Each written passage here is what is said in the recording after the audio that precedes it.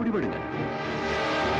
ஏய், உனக்கு என்ன வேணும்? திருமல, உன் பொண்ணு உன் சம்மதம் இல்லாம கல்யாணம் பண்ணிக்கூடாது, அதானே?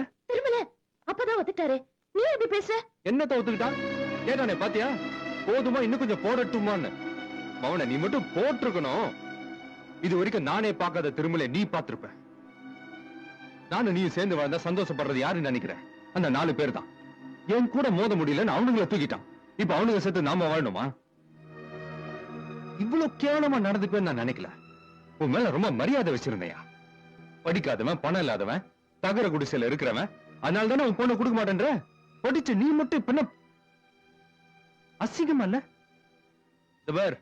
எங்களுக்கு நண்பன்னா தோல்ல கை போடவும் தெரியும், எதிரினா தோலை உரிக்கவும் தெரியும்.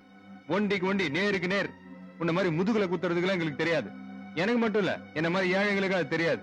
நாங்க பாக்குறதுக்கு வேணா வெளியே ஆயிலும் கிரீசுமா அசிங்கமா இருக்கலாம், ஆனா உள்ள ஆண்டவனை குடியிருக்க ஆசைப்படுவோம். அவ்வளவு சுத்தம். ஏழை பணக்காரன்ற வித்தியாசம் பணத்துல இல்ல, மனசுல. உன் பொண்ணு விரும்புற வாழ்க்கையை கூட கொடுக்க முடியாத நீ நினைச்சு பார், நீ எவ்வளவு பெரிய ஏழைன்னு. இப்ப சொல்றேன், உன் சம்மதம் இல்லாம அவ கல்யாணம் நடக்காது. இது சத்தியம். கதறேன், தேவதை மேல சத்தியம். ஆனா நான் உன் பொண்ண உன்கிட்ட விட்டுட்டு போற மாதிரி விடியறதுக்குள்ள என் பசங்க வீட்டுக்கு வந்து சேரணும். வாழ்க்கை ஒரு வட்டம்டா. இங்க ஜெயிக்கிறவன் தோப்பான், தோக்குறவன் ஜெயிப்பான். அதை நீ இன்னும் புரிஞ்சுக்கல. சீக்கிரமே புரிஞ்சுக்குவேன்.